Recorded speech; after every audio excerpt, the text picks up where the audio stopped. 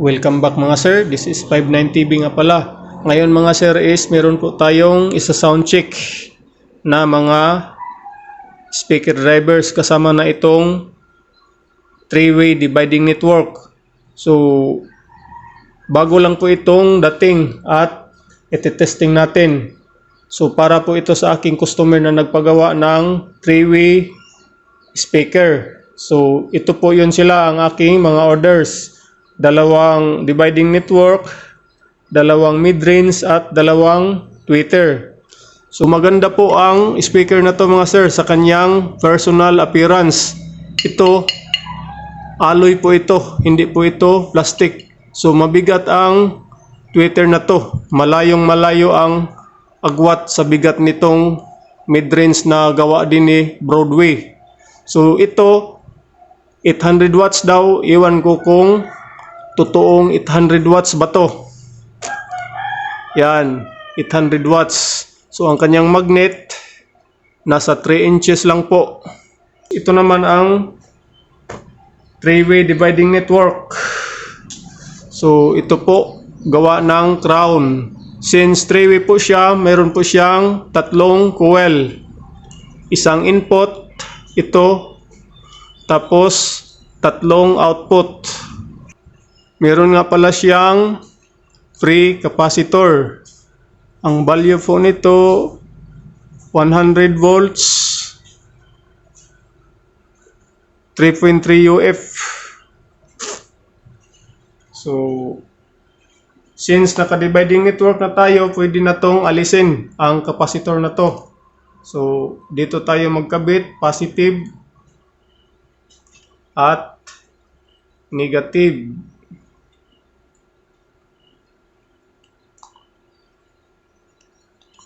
So, volume.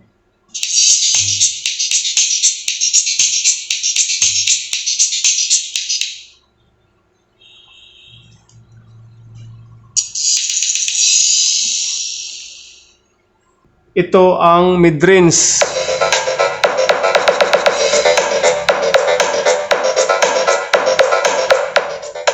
So, ngayon, pagsabayin natin itong tweeter at mid-range.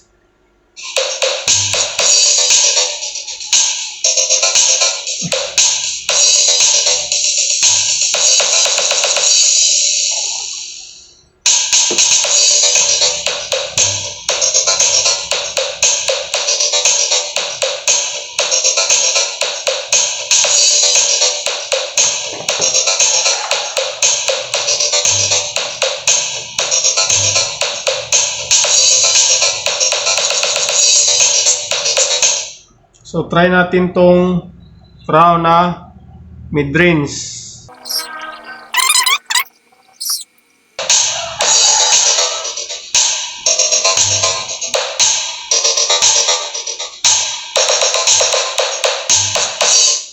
So malaki po ito, tumunog ang 5 inches na mid-range ng crown. Since ito ay 150 watts at ito ay 100 watts lamang. So pakinggan natin ulit.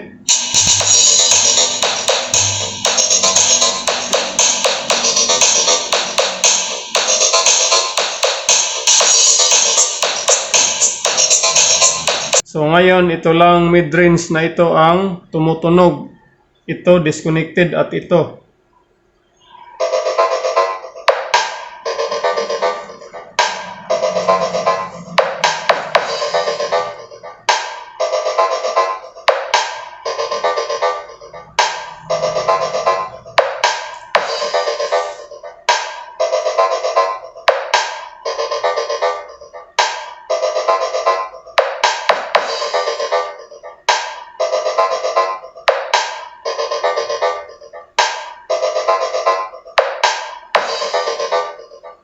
So by the way mga sir, ang daming nagtatanong tungkol sa mga value ng capacitor na ilalagay dito. Yung iba naglagay pa ng mga valve, naglagay din ng resistor.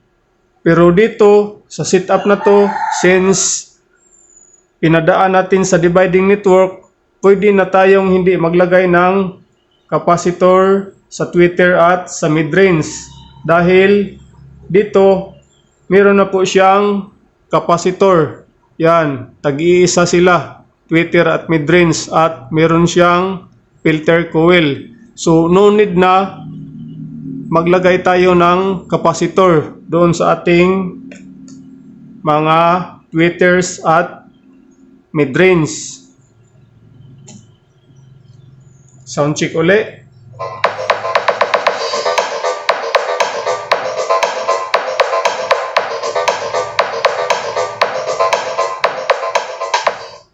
So, try natin ngayong pag-isa-isahin ang crown na mid-range at crown na Broadway.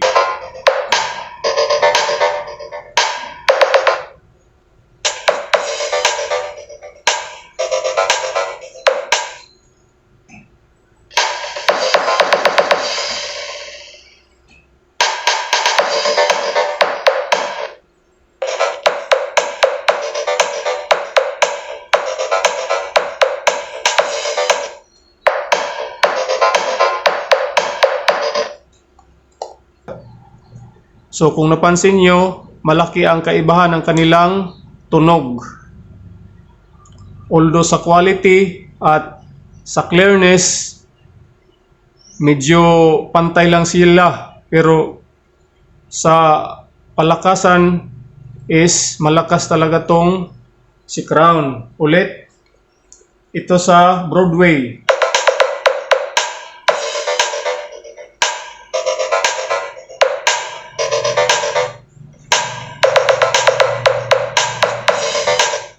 Dito naman si Crown.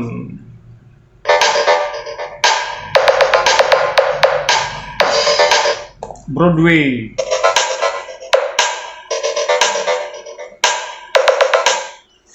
Crown.